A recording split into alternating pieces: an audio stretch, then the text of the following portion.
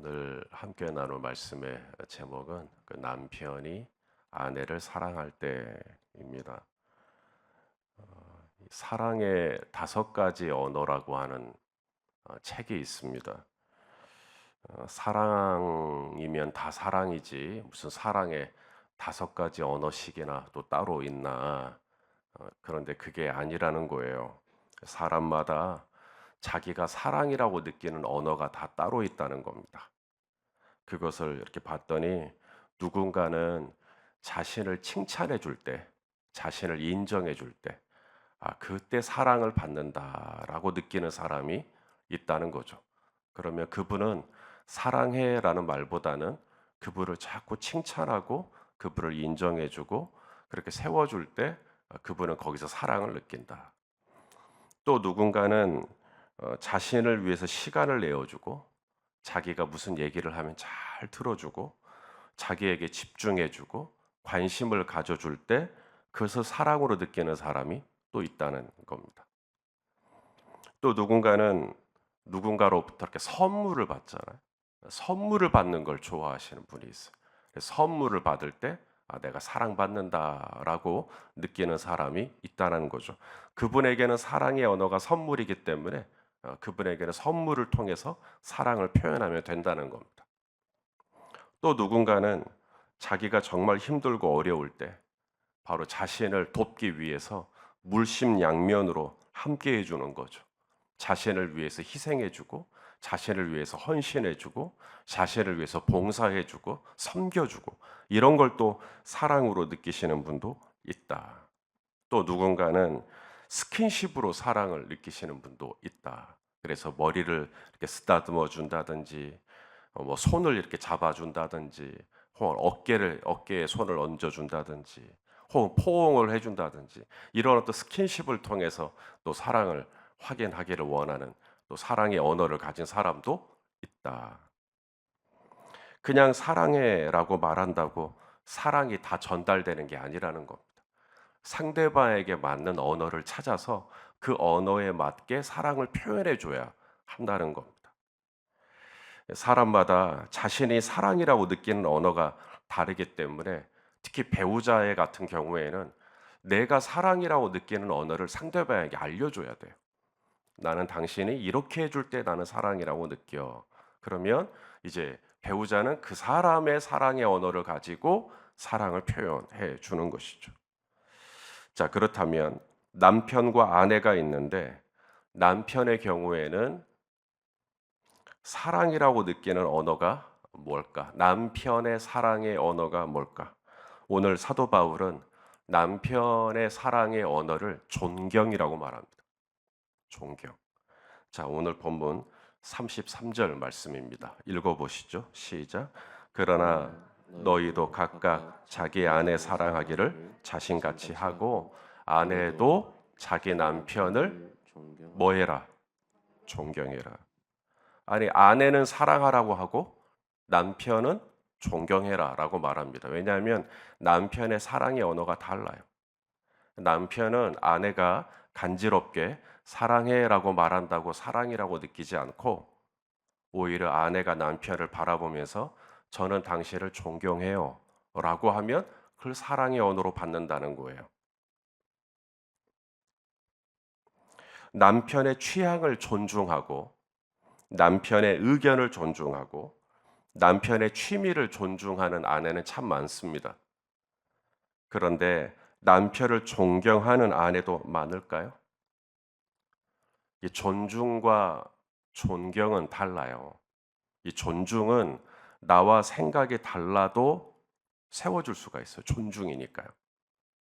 내가 싫어도 상대방이 좋다고 하면 존중해 주는 거예요. 그게 존중입니다. 근데 존경은 아닙니다. 내가 싫으면 절대로 될 수 없는 게 존경입니다. 내가 동의가 안 되면 할 수 없는 게 존경이에요. 근데 성경은 존중하라고 말하지 않아요. 나랑 생각이 다르지만 당신의 남편이기 때문에 내가 존중합니다가 아니라 성경은 존경하라고 말합니다. 그러니까 힘든 거예요. 차라리 성경이 남편들을 존중해 주십시오라고 한다면 그래, 내 마음에 들지 않아도 이 인간을 좀 잘 좀 존중해 주자, 이런 생각이 들 것 같아요. 근데 성경은 존경하래요. 이게 굉장히 어려운 단어입니다. 우리가 하나님을 경외하라 그러잖아요. 그 경외라는 단어가 남편을 존경하라 할 때 그 존경의 단어가 똑같아요. 어떻게 하나님을 경외하듯 남편을 존경할 수가 있을까? 그러니 참 쉽지가 않습니다. 그럼에도 불구하고 분명히 이 남편의 사랑의 언어는 존경입니다. 오늘 아침에 한번 우리 아내 되시는 우리 자매님들이 남편에게 여보 사랑해라는 말 대신에 여보 나는 당신을 정말 존경해. 난 당신 같은 남편이 있어서 얼마나 좋은지 몰라. 한번 남편에게 존경한다라는 말을 한번 써보십시오. 제가 100% 장담할 수 있는 건 남편의 눈빛이 굉장히 달라질 것입니다. 예. 우리가 누군가를 사랑할 때 미숙하게 사랑하는 사람이 있고 성숙하게 사랑하는 사랑이 있다고 봐요. 미숙한 사랑과 성숙한 사랑의 차이는 바로 이겁니다. 미숙한 사랑은 내가 중심이에요. 내가 위주예요. 내가 좋으면 좋은 거예요. 내 기준에서 사랑하는 겁니다. 아주 미숙한 사랑이죠. 가령 내가 해산물을 좋아해요. 그러면 상대방도 해산물을 좋아할 거라고 생각하는 겁니다. 그래서 내가 상대방에게 해산물을 막 사주면서 자기는 상대방을 사랑을 표현했다고 생각하는 거예요. 여보, 내가 당신한테 해산물을 사주잖아. 내가 해산물을 주잖아. 내가 당신을 이만큼 사랑해. 그런데 상대방은 가만히 보니까 해산물을 안 좋아해요. 상대방은 오히려 육식을 더 좋아해요.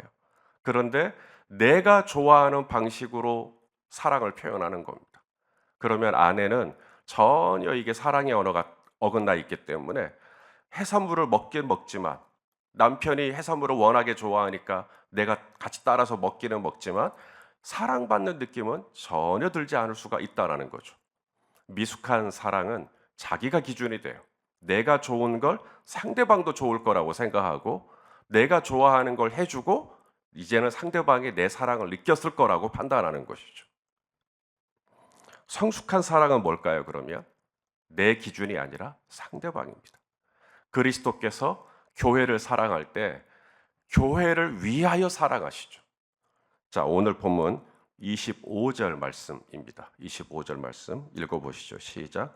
남편들아 아내 사랑하기를 그리스도께서 교회를 사랑하시고 그 교회를 위하여 자신을 주심같이 하라. 교회를 사랑하되 교회를 위하여, 아내를 사랑하되 아내를 위하여 자신을 주심같이 하라. 이게 성숙한 사랑이죠. 남편이 골프를 좋아해요. 그래서 아내한테 골프채도 사줘요. 골프채가 비쌀 거예요, 아마. 골프 할 때 입는 옷도 사줘요. 신발도 사줘요. 골프 연습을 잘 할 수 있도록 티켓도 다 끊어줬어요. 그리고는 이렇게 묻는 것이죠. 내가 당신한테 이렇게까지 했는데 뭐가 문제인가? 나 같은 남편이 있으면 나와보라 그래. 내가 당신을 이렇게 사랑하는데 세상에 나 같은 남편이 어디 있다고? 뭐가 문제인지 아시겠죠? 그리스도께서 교회를 사랑하사 교회를 위하여 사랑하시는 거죠. 근데 나를 위해서 아내에게 골프를 가르쳐주고 나를 위해서 자녀에게 학원을 보내고 나를 위해서 자녀에게 레슨을 시키고 나를 위해서 교회에서는 이렇게 해라 저렇게 해라. 항상 그 중심이 나예요. 내가 좋은 거예요. 십자가의 사랑이 아닙니다. 십자가 사랑의 핵심은 나를 위해서가 아니죠. 죄인을 위해서, 당신을 위해서예요. 그런데 나를 위해 놓고 내가 사랑했다고, 내 사랑에는 아무런 문제가 없다고 미숙한 거죠. 자, 그렇다면 진정 아내를 위한 사랑, 아내가 사랑이라고 느낄 만한 사랑의 언어는 뭘까? 이건 제 얘기가 아니라 오늘 사도 바울의 편지 속에 들어가 있는 것들입니다. 사도 바울은 아내의 사랑의 첫 번째 언어를 이렇게 말했어요. 남편이 하나님의 말씀을 가까이 하는 것. 실망하셨을까요? 말씀이 아니라 다이아 반지를 좀 주는 것. 그렇게 사랑의 언어로 말했으면 남편들이 바로 다이아 반지를 줬을지도 모르겠는데, 오늘 바울은 에베소 교회에 보낸 편지를 통해 이 땅의 남편들이 하나님의 말씀을 가까이 하는 것이 진정 아내를 사랑하는 언어라고 말합니다. 자, 오늘 본문 26절, 27절 말씀입니다. 읽어보시죠. 시작. 이는 곧 물로 씻어 말씀으로 깨끗하게 하사 거룩하게 하시고 자기 앞에 영광스러운 교회로 세우사 티나 주름 잡힌 것이나 이런 것들이 없이 거룩하고 흠이 없게 하려 하심이라. 그리스도께서 교회를 사랑하사 교회를 사랑하는 방식, 교회를 위하는 방식이 뭐냐면 물로 씻어 말씀으로 깨끗하게 한다. 목사가 성도를 사랑하는 최선의 방법은 말씀을 전달하는 것이죠. 말씀으로 교회를 영광스럽게 하고 말씀으로 교회를 거룩하고 흠이 없게 세우는 것. 말씀이에요, 말씀. 마찬가지로 남편이 아내를 사랑하는 첫째 모습은 뭐니 해도 남편이 말씀 위에 바로 서 있는 모습이라는 거예요.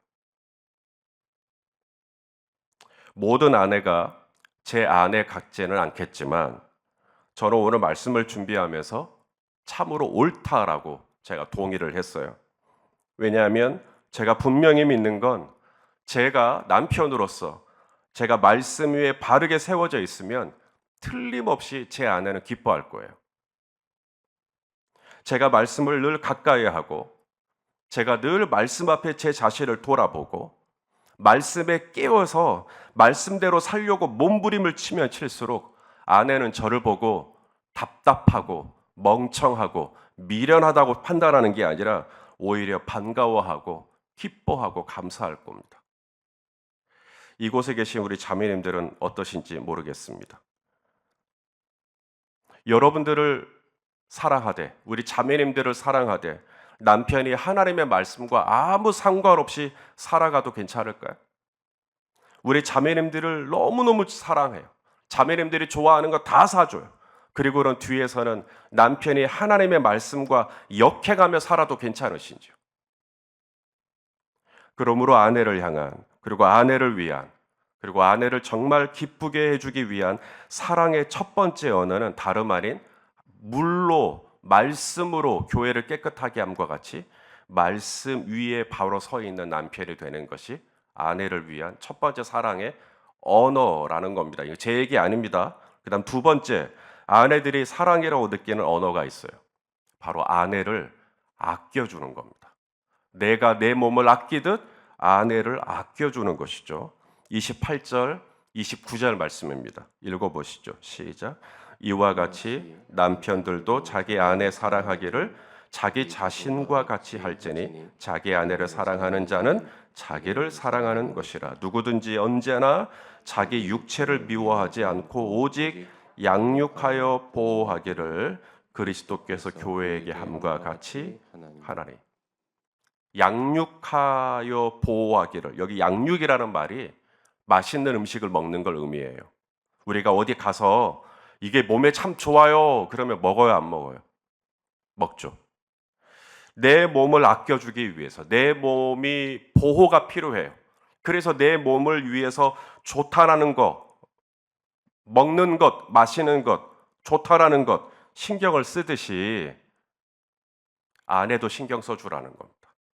아내에게도 관심을 가져주고 아내가 뭘 좋아하는지를 조금 더 들여다 봐주고 이것이 아내들이 느끼는 사랑의 언어라는 거예요. 동의를 하고 있는지 아닌지 잘 모르겠습니다. 마지막으로 하나가 더 있습니다. 사실 남편이 사랑으로 느끼는 남편의 사랑의 언어는 단순해요. 존경입니다. 성경은 그거 하나만 이야기를 해요. 근데 아내는 달라요. 아내는 사랑이라고 느끼는 언어가 오늘 본문만 해도 세 가지예요. 첫째는 남편이 먼저 영적으로 바르게 서 있는 것. 그 다음 두 번째는 남편이 자기 몸을 위해서 먹는 것, 마시는 것 그렇게 신경 쓰듯이 아내를 신경 써주는 것.